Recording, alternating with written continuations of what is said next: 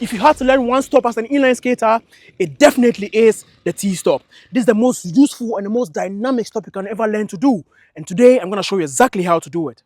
Welcome to the 30-day beginner course where I show you all the fundamentals that you need to know to make you confident and get you skating in 30 days. In the previous days of this series, I showed you how you can get up on your skate, the different protective gear that we have, how to balance on your skate, how to move forward on your skate, the different techniques that we have. I showed you some drills that you can practice. But while moving forward, it's very important to also know how to stop. I would say this is the very first and every beginner must learn how to do, because once you learn how to stop, a new world opens for you. You begin to try out different things that you thought were not possible. You begin to go at different speeds. You get a whole new confidence when you learn how to stop. In this video, I'm going to share with you why the T-stop is the best thing that will ever happen to you. I'm going to show you why it is dynamic, where you can use them, how you can use them. I'm going to show you the easiest way to learn how to do the T-stop. And in addition, I'm going to introduce you to the most important drill that you can practice that will not only help you to master T-stops, but also help you to get better control and balance on your inline skates. And of course, since this technique can be very intensive on your wheels, I'm going to give you some wheel management tips that you can practice that will help you to save your wheels to a certain degree. Now, let us start off with why you should even learn T-stop in the first place, because T-stop is very versatile. You can use it almost everywhere, most especially in tight areas. Maybe you're skating in the midst of a crowd and there's a lot of people over there. You cannot use techniques like power slide because you need a lot of space to do power slide, and initiation of power slide can also be quite hard to initiate. But for the T-stop, you need this much space.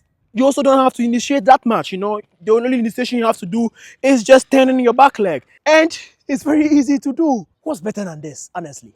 Well, the second reason why you should learn T-stop is because you can use this to slow down when going downhill. I've had several situations where at the beginning of my skating journey, I didn't know how to do any technique. I just learned the T-stop and it saved me from a lot of things. I was going downhill in this clip that I'll roll over. You see that I'm going downhill. I didn't know how to do any other technique.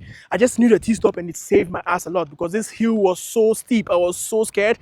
I was going down, but the T-stop saved my life. Even though it bent my wheel a bit, but you always have to weigh the difference and see what's your priority. Do you want to get hurt or do you want to save your wheels? Well, number 3 is that you can use T-stop to slow down or completely stop yourself when going backwards. You see what I just did there? That is a way that you can use T-stop. This is a bit advanced, so I'm going to teach you guys maybe in a different lesson somewhere on my channel. But just so you know the different possibilities that there are when you learn how to do a T-stop. Well, number 4 is that you can use T-stops to initiate other stops. For example, you can initiate the spin stop with a T-stop. You can initiate the power slide with a T-stop. And these are only a few reasons why T-stop is the most important stopping technique to learn. Now, how do you do a T-stop?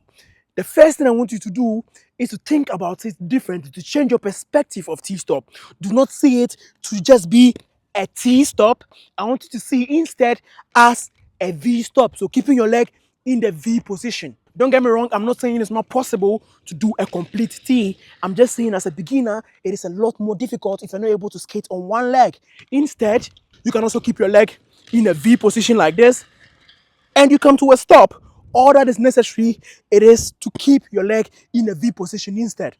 And I'm going to show you exactly how to do that. It is also very important that you know that you have to do the T-stop in the diagonal direction and not in a straight line. So instead of going straight like this, you want to go like this. See what I mean? Well, how can you practice this? We are going to utilize the dark strides we learned in the previous videos. So in the previous videos, we learned how to do some dark strides while going forward. This time, we want to add a slight adjustment to it. So instead of focusing on going forward in the dark stride, this time you want to stride to the side. You want to stride to the side. You want to stride to the side. See what I'm doing there? The most important thing is they are using the inside part of your back foot to basically stop yourself. That is the most important thing. And if this side is gripping the floor, you will come to a complete stop. Always keep your leg in this position. Once you stride to this side, this leg automatically drags forward because it's automatically positioned in a way that the inside part of your back leg, or should I say your stopping leg, is already grounded.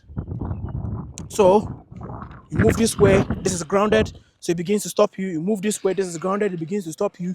You move this way, it's grounded, it begins to stop you. Or if you feel like it's a bit too hard to keep your legs always in the V position, you can just turn the stopping leg slightly in this position. So it doesn't have to be completely V. You can also do it like this. So you go here and then just keep it this way. You stride one side and just keep it this way. You stride this way, just keep it that way. But also one thing you should keep in mind when doing T-stops is that when your hips are open, you will begin to spin.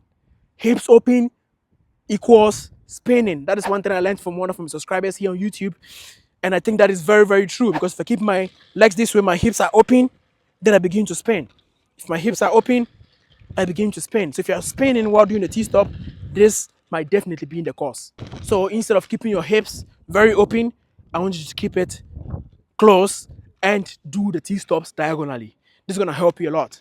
Maybe at the beginning, it's going to look something like this for you. Very short burst, a bit shaky. But once you practice more and more, you're going to learn how to do it even for long. And it helps a lot to also maybe bend your knees a bit. Stay low. When you stay low, it helps you to keep a lot more in balance. Now, what is the most important drill that you can practice that will help you to master T-stops? It is going on one leg, learning to skate on one leg. This is very important. It doesn't only help you with T-stops, it helps you with almost every technique you do. Because like I mentioned before in previous videos, every technique you are doing is mostly on one leg. If you practice this drill every session, you'll be amazed at the results you can achieve. How do you do that? Very simple, it's very straightforward. You do some dark stride if you know how to do this already, and you raise your leg slightly, drop it, dark stride, raise the other leg slightly, drop it. At the beginning, it's going to look a bit shaky for you. It's not going to look straight. It's going to look maybe like this, and you drop it. Maybe straight like this, you drop it. Straight like this, you drop it. Straight like this, you drop it. But with time, you begin to understand that it's not that difficult. You just have to keep your leg a bit up, power through, and then with time, you can keep your leg for long, just like that. And it gets a lot easier. You can do many other crazy stuff while keeping your leg this way. So it's very important to master skating on one leg. Now, as a bonus tip, this was not planned to add, but it's also very important to learn how to do half spins and full spins. Practice that also. How do you do that? You're using the inside part of your skate to basically turn yourself this way.